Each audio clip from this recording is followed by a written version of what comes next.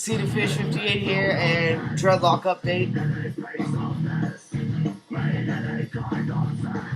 And yes, it's still sticking out because I have this hair tie real tight up against my skull. I'm not gonna cut it out until about a month into it, just so I get my locks or the locked up nice and tight. But one thing I haven't seen, I mean, there's the twist and tear method and there's the comb back method.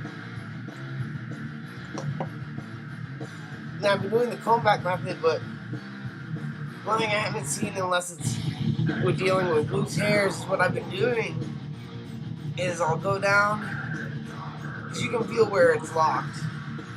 Like right about there, it quits locking. So I'll pinch it between my fingers like that. 1, 2, 3, 4, 5, 6, 7, 8, 9, 10. Little pile locks it in this little knot. And then I'll tear it down.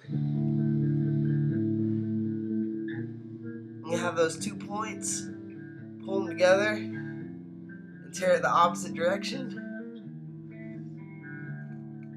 And do it again, just take those 2 points, tear it the opposite direction. And now you got this big poof. And just palm roll it out a little bit. I did like a 1 inch by 1 inch section in my hair. So it's going to be kind of a poofy dreadlock. I mean, not like huge or anything, but it's going to be pretty big. Or standard size, I don't know. Shit. But you can see right there, that's the hair tie holding everything back, and that's why it's kind of looping right there a little bit. So I'm probably going to cut that out in a few days. Just kind of keep messing with it, like kind of like you're playing with money or something. Scrunch it up. Roll it out. And I got like there to there. And just keep doing that and then twist hair and it keeps locking up. Now once I cut this thing out, it'll drop a little bit. It'll still stick out a little bit because it's locked and my hair is so short. But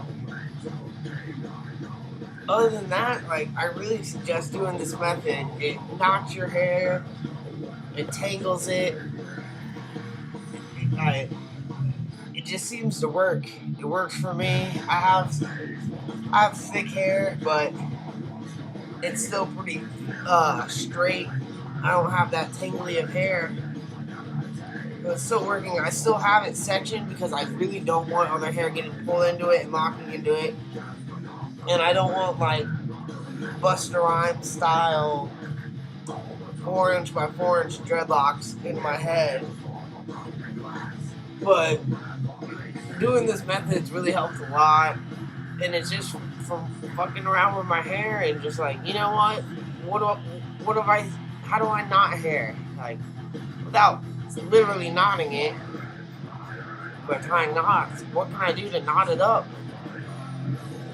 And I remember this from like high school and middle school where people was like, go up to your arm and go like that, do little circles and to knot your hair up on your arm real bad and it hurts.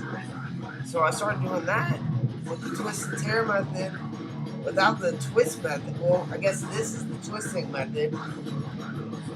And it's worked out pretty well. And I really suggest doing it if you're really having trouble getting your hair to lock up and knot up. It's like I said, it's only been like 4 or 5 days since I first started this. So my hair is still locking, still knotting. But I really think this method will help a little bit better for people who are having trouble getting their hair to lock up or want their hair to lock up a little bit faster than what they thought it would take. Because, I don't know, I thought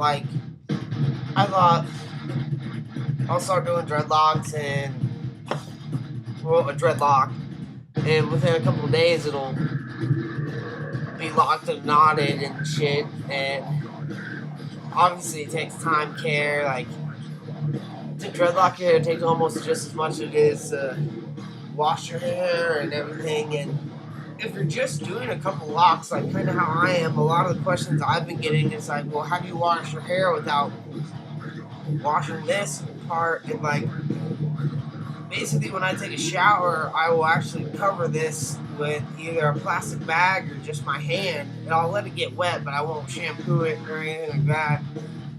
And to re-dry it out, just because it's gotten wet, and I'm a cook, so my hair gets kind of greasy when working in the kitchen. Is what I'll do is I'll twist it real thin, and I'll take a bottle of rubbing alcohol, just kind of dip it in there just to get the alcohol on my hair and dry it out. And I don't know, it seems to work for me. And like I said, the only reason mine's really sticking out the way it is right now is I have this hair twist, we have a rubber band really tight on my skull. If I can get it where it's real small at the bottom there, it's right up against my head. Like, when I take that out, it's gonna drop probably like to there. And then once it really locks up and gains some weight, hopefully it'll look just like normal and blend in with the rest of my hair. Because when my hair goes out, where I have it is behind my ear, so when it grows out, I'll just have this lock kind of the midst of all this chaoticness. And yeah, I mean, I'll keep you updated. I'll keep doing videos on it and show you what's going on with it. Yeah, See the Fish 58 signing off.